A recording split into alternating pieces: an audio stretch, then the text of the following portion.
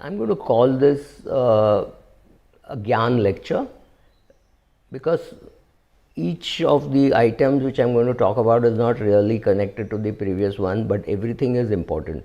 So investment Gyaan, coming from experience on which I had done a post, so I don't want to miss anything. So I'll just read and talk to you about it.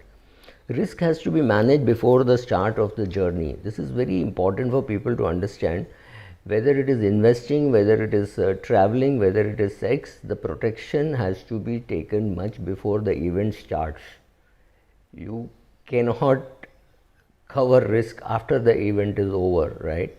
So understand where risk is. Risk is when you're crossing the road. When you're about to cross the road, you need to understand there is a risk. After you've crossed the road, risk of that crossing has ceased.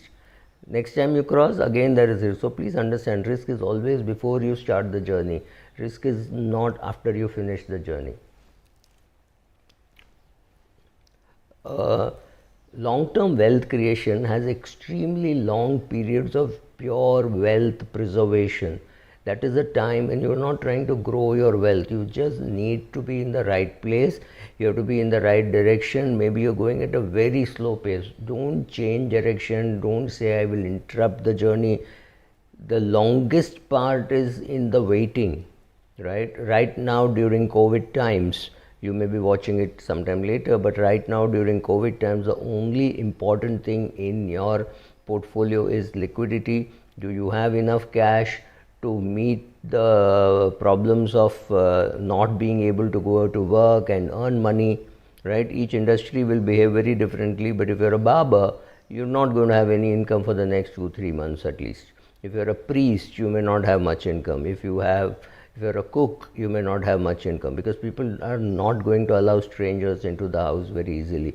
So do you have enough cash? So sometimes in your portfolio you're looking for growth, sometimes you're looking for liquidity. So right now the main focus of every portfolio has to be liquidity. Do you have enough liquidity to pay your SIP? Do you have enough liquidity to pay the EMI? Now the thing you're seeking from your portfolio is liquidity.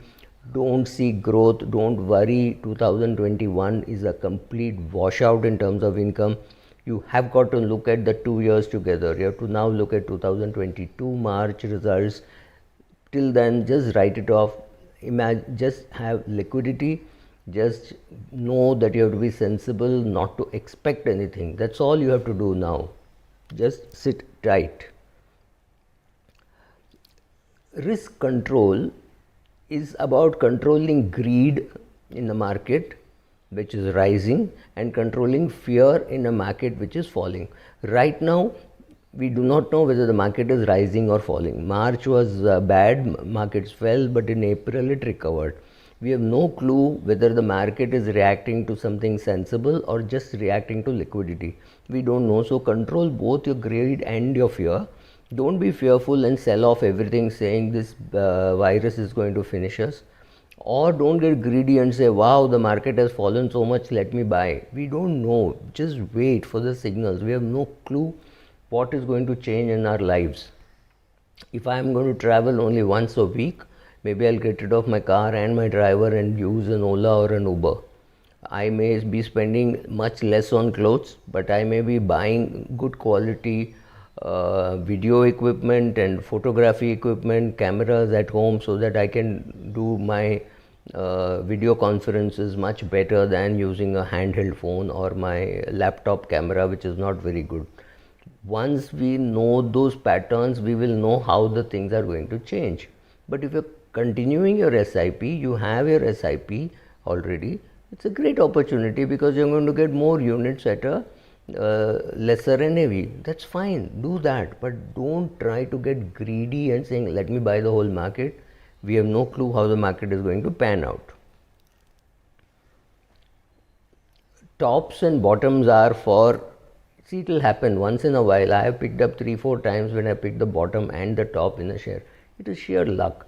Don't wait for the tops and bottoms. You're never going to be able to catch the top and bottom in the same share. One share you would have caught the bottom, some other share you will catch the top.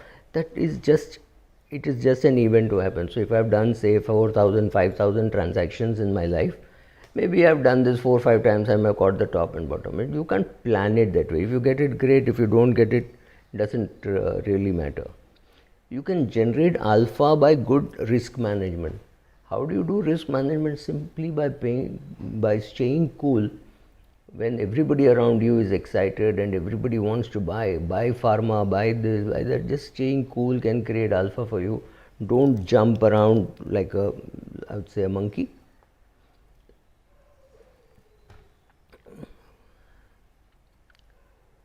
During this period of when you're, let's assume for a minute that you are unable to do your SIPs because you have a cash flow problem. You're paying your EMI, you're paying for all your expenses, you've not stopped any of those things, but you're unable to pay for your SIP.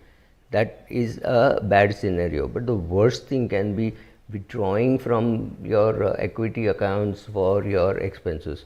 It means two things. One, you do not know when to withdraw, or it means you didn't have enough cash reserves built. Whatever be the reasons, at least invest in learning that you should have enough cash reserves so that you don't sell equity at a time when it may not be the best time to sell. You always sell equity when you want to sell, not when you're forced to sell. That's one very basic thing of creating wealth through equity. Don't interrupt the compounding. So right now, investing more makes sense. Yes, continue your SIP. Maybe you add, if you're doing 1 lakh rupee SIP, you add another 5,000 or 10,000, nothing more than that. Don't put another 10 lakhs, bringing it from bank FD or something and saying, let me buy the market. No, that's not what I'm saying.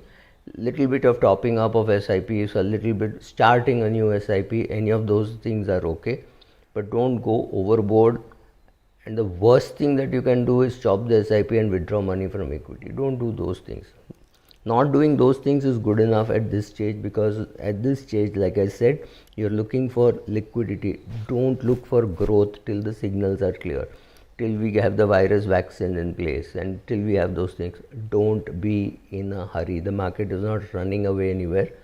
And if everybody goes and buys pharma, we know pharma will go up. That's not enough reason for us to buy. Wait, cool, and then you can take a decision on when to buy. Skim the market, but don't think you will get the tops and the bottom. But yeah, you will always get opportunities. You will get shares which have been battered down, a share which has been pulled out of the index because it's not doing well.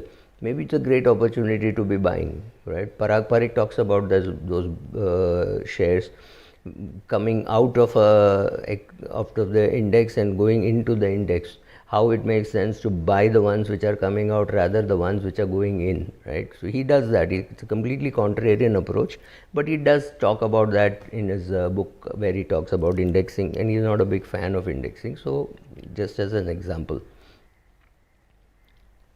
when you are trying to buy like a contrarian, you need to have the patience of a contrarian. So when people talk about being a contrarian while investing, it's great to be a contrarian, but you have to be there for a very long time as a contrarian. If you have invested in pharma 3-4 years back, maybe you'll make money in the next 3-4 years, but that means 8 years of holding on. That's not easy, not that everybody does it. So if you are a contrarian buyer, understand that you need the patience of an elephant to sit around that and wait for the rewards to flow, right? Thank you.